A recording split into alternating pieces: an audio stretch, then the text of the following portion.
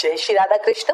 भक्तों, क्या आप जानते हो कि साल 2026 में आने वाली पद्मनी एकादशी सिर्फ एक सामान्य एकादशी नहीं है, बल्कि इस बार ऐसा दुर्लभ संयोग बन रहा है जो कई वर्षों बाद देखने को मिलता है। कहा जा रहा है इस बार जो भक्त सही विधि से व्रत करेंगे उन्हें 1000 एकादशी व्रत के बराबर पुण्य प्राप्त हो सकता है। लेकिन सबसे बड़ा सवाल ये है कि आखिर 26 मई को व्रत रखें या 27 मई को, क्योंकि पूरे भारत में इस बार एकादशी की तारीख को लेकर कंफ्यूजन बना हुआ है। क्योंकि 26 मई को सूर्योदय से पहले एकादशी तिथि शुरू हो जाएगी और 27 मई को सुबह बहुत थोड़े समय के लिए रहेगी। ऐसे में व्रत कब करें, जब पूरा दिन की एकादशी तिथि हो या जब सुबह ही एकादशी तिथि समाप्त हो जाए, किस दिन व्रत किया जाए। आज के इस वीडियो में हम विस्तार से जानेंगे पद्मनी एकादशी का महत्व, सही व्रत की तिथि, पूजा का शुभ मुहूर्त, पारण का सही समय, महाद्वादशी का रहस्य और वो विशेष योग जो इस दिन आपके जीवन को बदल सकता है।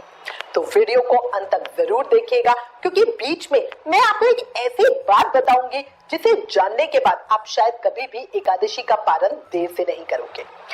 बहुत सारी जानकारी एक ही वीडियो में मिलेगी, इसलिए याद रखना, पूरी वीडियो देखना। अब चर्चा शुरू करते हैं एक जानकारी के साथ। बोला लक्ष्मी नारायण भगवान की जय, पुरुषोत्तम मास के ठाकुर की जय, एकादशी माता की जय। भक्तों, पद्मनी एकादशी अधिक मास यानी पुरुषोत्तम मास में आने वाली अत्यंत पवित्र एकादशी मानी जाती है। इसे कमला एकादशी और कमला पुरुषोत्तमी एकादशी के नाम से भी जाना जाता है। हिंदू धर्म में अधिक मास का विशेष महत्व बताया गया है। जब भी पांचांग की गणना में संतुलन बनाने के लिए एक अतिरिक्त महीना आता है, उसे अधिक मास या पुरुषोत्तम मास या मल मास या लौंद का महीना कहा जाता है। लेकिन क्या आप जानते हो, जिस मल मास को पहले अशुभ माना जाता था, उसी को भगवान श्री हरि विष्णु ने अपना नाम देके पुरुषोत्तम मास बना दिया।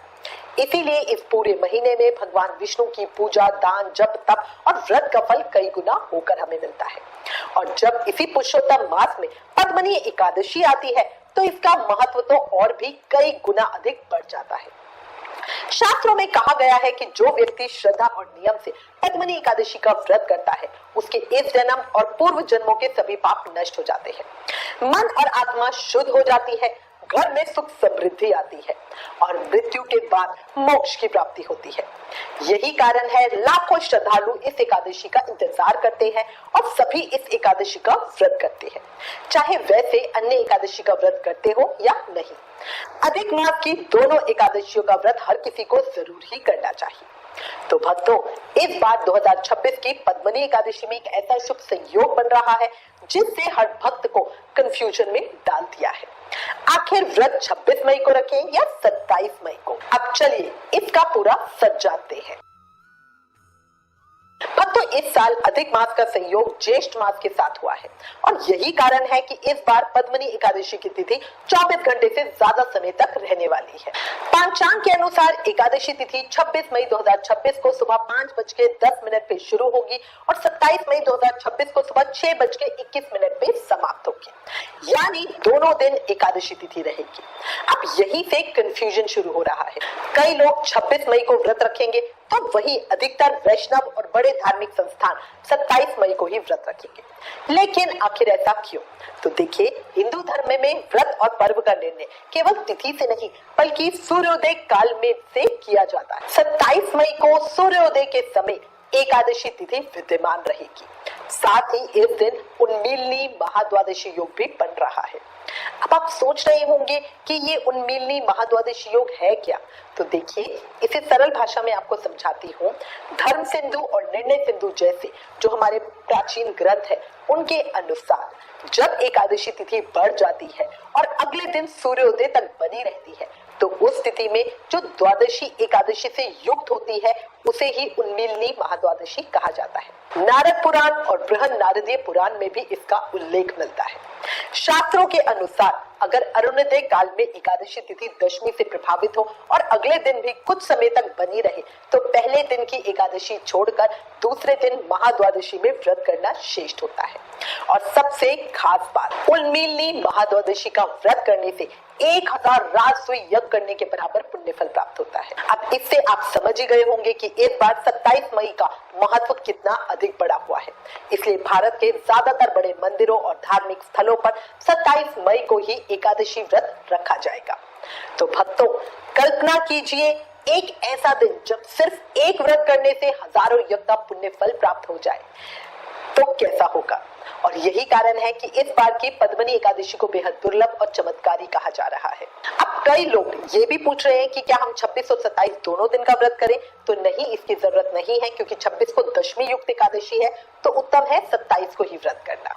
इस बार पद्मनी एकादशी बहुत दुर्लभ और चमत्कारी है, लेकिन अभी कहानी यही खत्म नहीं होती है, क्योंकि इस दिन बनने जा रहे हैं कई अद्भुत शुभ योग भी, जो इस एकादशी को और भी अधिक शक्तिशाली बना रहे हैं। तो महाद्वादशी के साथ कुछ और योग भी हमें मिल रहे हैं।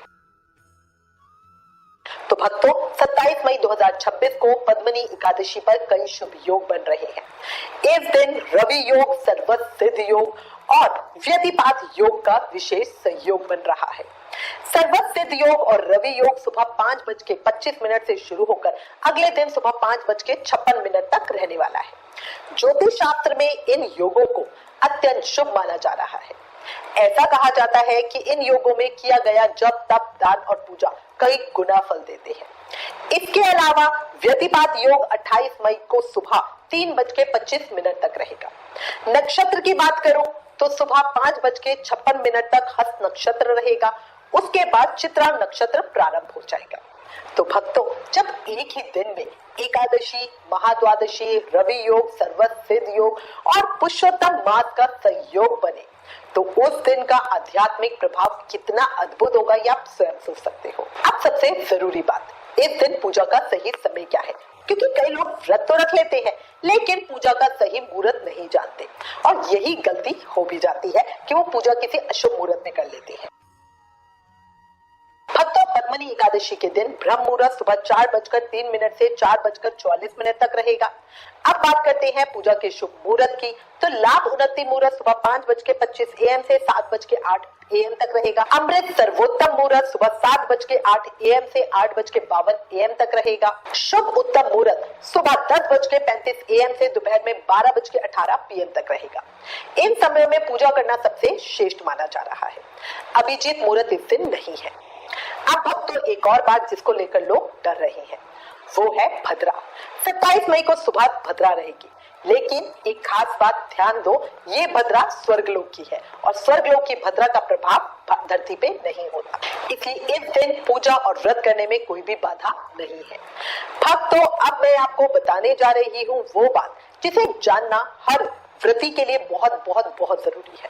अगर इसमें आप गलती करते हो तो आपके व्रत का पूर्ण फल आपको नहीं मिलेगा। जी हाँ, मैं बात कर रही हूँ व्रत पारण समय की।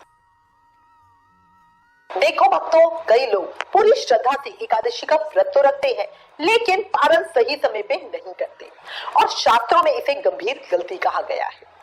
पद्मनी एकादशी 2026 का पारण 28 मई दिन गुरुवार को किया जाएगा। पारण का शुभ समय सुबह 5:25 से सुबह 7:56 तक रहेगा, क्योंकि द्वादशी तिथि का समापन सुबह 7:56 पे ही हो जाएगा। इसलिए कोशिश करें कि आप द्वादशी के भीतर ही व्रत को खोल लें। शास्त्रों में कहा गया है द्वादशी तिथि निकल जाने के बाद व्रत खोलना व्रत के पुण्य फल को कम कर देता है। व्रत खोलने से पहले भगवान विष्णु को बढ़िया पूजा करें, भोग लगाएं, और अगर संभव हो तो किसी गरीब या जरूरतमंद को आप भोजन करा सकते हो या सूखा सामान का दान कर सकते हो, किसी और चीज का दान कर सकते हो। भक्तों, यही वो छोटी छोटी बातें हैं जो एक साधारण व्रत को महान और महापुण्यदायी बना देती है। भक्तों, पद्मनी एकादशी के अगले ही दिन 28 मई 2026 को गुरु प्रदोष व्रत भी रखा जाएगा। प्रदोष काल की पूजा का जो शुभ समय है वो शाम को 6:41 PM से रात को 8:56 PM तक रहेगा। यानी ये पूरा समय भगवान शिव की आराधना के लिए बहुत शुभ और फलदायी होगा। और इसी के साथ मैं उम्मीद करती हूँ आज की वीडियो में दी गई जानकारी आपके लिए उपयोगी होगी, आपको ये वीडियो पसंद भी आई होगी। अगर आपके पास पद्मनी एकादशी से जुड़ा कोई भी सवाल है या आप अपना अनुभव हमारे साथ शेयर करना चाहते हैं तो कमेंट करके जरूर बताइएगा। ज्ञान बांटने से बढ़ता है, इसलिए इस वीडियो को ज्यादा से ज्यादा शेयर करें। Please like, share and subscribe. Thank you. जय श्री राधा कृष्ण।